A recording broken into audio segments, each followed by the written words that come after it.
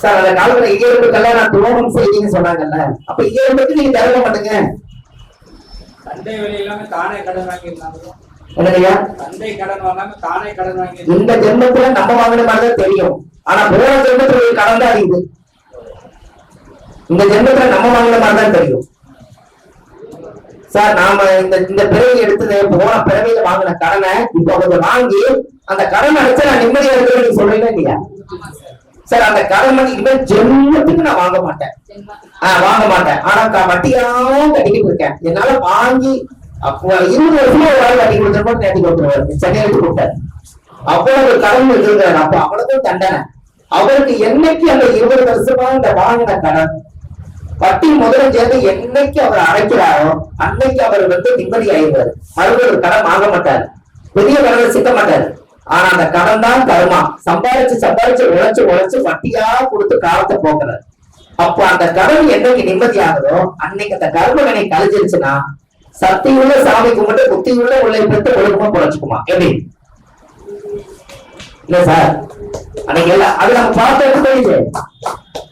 கடன் கொடுத்தாங்க அதனால நான் அவசரப்பட்டு வாங்கிட்டேன்னு சொல்றான். அப்படியெல்லாம் இல்ல. 30 கடன் எல்லாம் யாரும் அடைக்கிறது? சார் நல்லா யோசிங்க. இப்ப ஒருத்தர் கடன் வாங்கிட்டாரு, 50 லட்சம் கடன் வாங்கிட்டாரு. இந்த 50 லட்சம் கடன் வாங்கிட்டு அவரு காலம் ஆயிட்டாரு. இந்த 50 லட்சம் ரூபாய் கடனோட அவர் போயிட்டாரு. கடனாளி வந்து கேட்கிறாரு, உழைச்சு பால் விட்டு கடன் அடிக்கிறவரே போயிட்டாரு, நாங்க வெறுமையில உட்காந்துக்கிற எங்களுக்கு என்ன தெரியும்னா அவர் என்ன நினைப்பாரு? 50 லட்சம் கொடுத்துருக்கேன், இந்த பணம் கஷ்டப்பட்டு நான் வாங்கி இதை நான் உருவாக்கி எவ்வளவு தூரம் நான் பண்ணேன், இன்னைக்கு அநியாயமா இப்படி 50 லட்சம் இந்த குடும்பத்துல போயிருச்சு அப்படின்னு ஒரு சாபத்தை வைப்பார். இந்த சாபம் அந்த குடும்பத்துக்குள்ள அப்படியே பதிஞ்சிடும். அது ஒரு பிறவி எடுத்து அடுத்த பிறவியில அவங்க அந்த 50 லட்சம் கொடுத்த வீட்டுல நம்ம குழந்தை போய் அங்க பிறக்கும். நம்ம குழந்தை போய் அங்க பிறக்கும். 10 வருஷமா நான் வேலை செய்யறேங்க. இன்னைக்கு வாழ்க்கை ஒரு சூழலாம் போடுறாரு, கணக்கு வாழ்க்கை காமி பண்ணிடுறாரு. ஏன்னா உலகத்துக்கு போகக்கூடாதுன்னு மாமா முறைங்க அதுங்க இதுங்க. கடைசி வரைக்கும் அந்த காசுக்கு உழைச்சுக்கிட்டு கடைசியில ஒரு சண்டை வந்து வெளியே வந்துடுவாரு. எப்படி சண்டை வந்து வெளியே வந்துடுறாரு, இவனும் போடிச்சுட்டு வெளியில வந்துடுறாரு. உங்க காசு வேண்டாம், உங்க உறவு வேண்டாங்கிறாரு. அதுதான் உறவு வேண்டாங்கிறது அந்த கடனை வாங்குறது. சரியா போச்சா சார்? சார் சொல்லுங்க. ஒரு வீட்டுல எக்ஸ்ட்ரா ஒரு குழந்தை வந்துச்சுனாலே அது காரணம் இந்த கடன் அடைக்கத்தான். அதுதான் கர்மம். நானு குழந்தைங்க, நான் பெத்த குழந்தைங்க இருக்கு. எக்ஸ்ட்ரா ஒரு வீட்டுல வந்து ஒரு குழந்தை வாழுது, வேலை செஞ்சு கொடுக்குது, உழைக்குது அப்படின்னாலே இது யாரு பெத்த பிள்ளையோ அனுமதி எல்லாம் உள்ளவல்ல, கடன் அடைக்க வந்திருக்குது. எப்படி சார் இப்பெல்லாம் நீங்க உணர்றீங்களா? உணர்றேன் சார். தாத்தா வீட்டுல பையன் வளர்றது எல்லாம் கேட்டுங்க சார். பெத்த தகப்ப தாய் 2 குழந்தை பெத்த 2 குழந்தைக்கு அவங்கதான் வளர்த்தி வாழை பண்ணி உருவாக்கி கல்யாணம் பண்ணி கொடுத்து கடமை முடிக்கணும். இந்த குழந்தை அங்க போனதுதான் காரணம். இந்த கடலாக அழிவு போகுது. இதான் ஜென்மா. இது ஜென்மா கடன். அப்பாவுடைய சொத்து பிள்ளைகிட்டாங்க, அப்பாவுடைய பாவம் பிள்ளைகிட்டாங்க. அது எவ்வளவு விதத்துல கடனை தீர்த்து இருக்கும். இல்லைன்னா அது கர்மாவா அடுத்த பிறகு வாங்கணும் பாத்துக்கோங்க. இல்ல சார், இதுல ஒரு டவுட். சில குழந்தைங்க வந்து பிறந்தோடனே அவங்க அந்த அம்மா வந்து தன்னோட அம்மா வீட்டுல விட்டு வளர்க்குறாங்க இல்ல, அது அந்த ராஜபோகமா தானே சார் சில பேர் வளர்க்குறாங்க. அம்மாவை பெற்ற அப்பா அம்மா அந்த மாமா வகைராக்கள்லாம் நல்லா தானே சார் வளர்க்குறாங்க.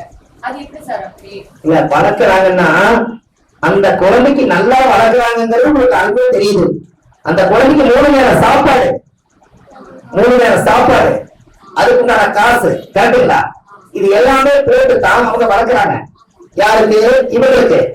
அந்த அம்மா வாங்கின கடனுக்கு இந்த குழந்தைக்கு சோறு போட்டு நம்ம கடனை கழிவுங்க. என்ன அவங்க கடன் பண்ணி வச்சிருக்காங்க. இந்த குழந்தைக்கு 3 நேரம் சோறு. நீங்க சொல்ற 200 ரூபாய் டெய்லி கழிவுல. Very good. எப்படிங்க சார்? இன்னொரு வீட்டுல போய் இப்ப நம்ம வீட்டுல அந்த குழந்தை இருந்தா எனக்கு வாழைப்பழம் வேணும்னா 5 ரூபாய் கொடுத்து வாங்கி கொடுக்கணும், ஒரு சட்டை வேணும்னா 1000 ரூபாய் கொடுத்து வாங்கி கொடுக்கணும். இதெல்லாம் அவங்க செய்யறதுக்கு என்ன இருக்குன்னு அப்ப அவங்க அந்த அம்மா செஞ்ச பாவத்துக்கு இந்த குழந்தை கரையிட வேண்டியது இருக்குது. இந்த குழந்தை தச்சதெல்லாம் தத்துவத்திற்கு தனி பேசுகிறது. அவர் போய் மாநில போய் வளருவாரு. அந்த கடலை சூழலோடு கழிக்கிறாங்க. எப்படி சார்? நீங்க அமைதியாக பார்த்தா இன்னும்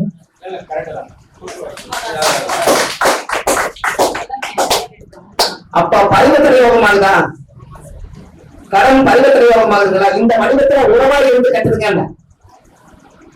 அந்த குழந்தை நான் 18 வருஷமா வளர்த்துனுங்க, என் மேல இப்ப பாசமே இல்லைன்னு சொல்றேன், நான் வழிங்க நான் இது பண்றேங்குது.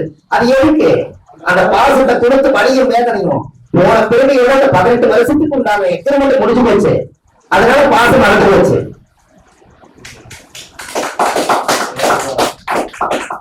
சார் இதெல்லாம் உங்களுக்கு இதெல்லாம் கிடைச்சது பரவாயில்ல என்ன சார்? பரவாயில்ல சார், எக்ஸலன்ட், சூப்பரா கடன் கடன் நோய் பகை நோய் அதே மாதிரி எப்படிங்க சார்? கடனுக்கு விளக்கம் சொல்றீங்க. 6ஆம் இடம் கடன் நோய் பகை நோய்னா எப்படி வரும்? அது எப்படி சார்? சூரியன் எந்த நட்சத்திரத்தில்? புரியல சார். சூரியனும் சந்திரனும் 6ஆம் பாவத்தில் இருக்கிறான்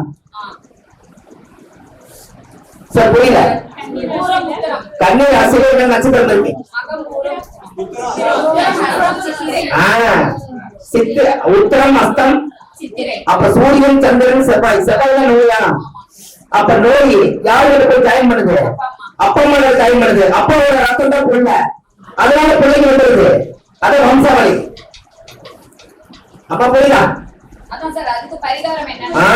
அதுக்கு பரிகாரமே நீங்க பாருங்க, அந்த வைத்தியம் அந்த குழந்தையோட ஜாதகத்துல தீராத நோய் வந்துச்சுன்னா, நீங்க காலையில சொன்னீங்க பாத்தீங்கன்னா அரசாணி காய் ஒண்ணு, பரங்கி காய், அந்த காயை மடியில வச்சு என்ன நோய் குணமாகணுமோ அந்த நோய் குணமாகட்டுன்னு சொல்லி ஆதிசங்கர் பெரியவர் காஞ்சி பெரியவா சொன்ன பரிகாரங்கள்.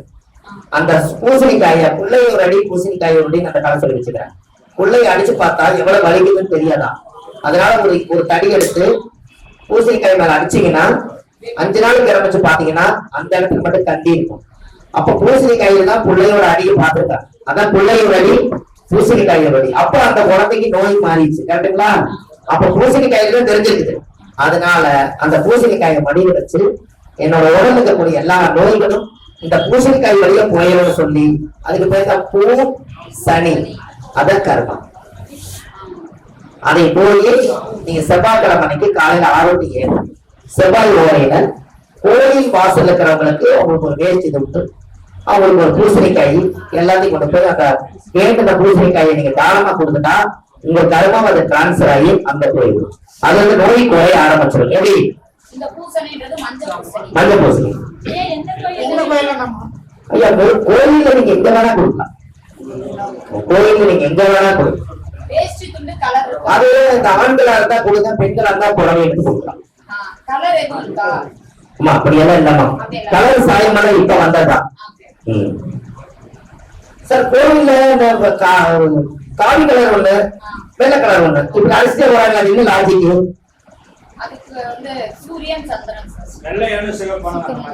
அது அது அப்படி அடிச்சுட்டே போறாங்க. அது என்னங்க கோயில்ல பாத்தீங்கன்னா நல்லா நல்லா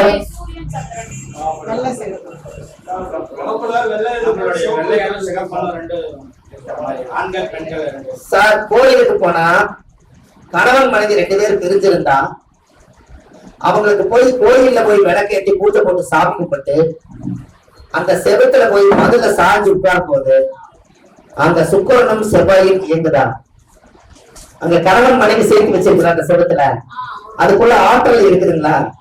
அதனால அங்கேயே வந்து கணவன் மனைவி சேர்த்து வச்சிருக்கிறதுனாலதான் செவ்வாய்ங்கிறது காவி உடை, அதனால காவி அடிச்சிருக்காங்க. சுக்கிரனுங்கிறது வெள்ளை, மனைவியோட கண்ட்ரோல். இது ரெண்டும் சேர்ந்து ஒரு கலரா அந்த காலத்திலேயே இதை அடிச்சு வச்சிருக்கிறதுக்கு காரணமே கணவன் மனைவி என்னைக்கு கோயிலுக்குள்ள வந்து வேண்டுதல் பண்ணனால் அந்த சாமி வந்து ஆசீர்வாதம் பண்ணி சேர்த்து வைக்கணுங்கிறதுக்காகத்தான் செவத்திலேயே சேர்த்து வச்சுக்கிறாங்க. அப்புறம் லாஜிக்கா நீங்க எடுத்துட்டீங்கன்னா ஆணுக்கு வந்து உயிரணுக்கள் ஒரு வெள்ளையாகவும் பெண்ணுக்கு வந்து 2ஆவும் இருக்கிறது சேர்ந்துக்கிறதெல்லாம் அப்பாற்பட்ட பிரச்சனை. நான் சொல்றது என்னன்னா பரிகாரம் இயக்கி வச்சிருக்கிறதே கோயில்ல சுக்கிரனும் செவ்வாயும் தான் அங்க சேர்த்திருக்காங்க. நல்லா பாருங்க, மேசமாரோட வீடு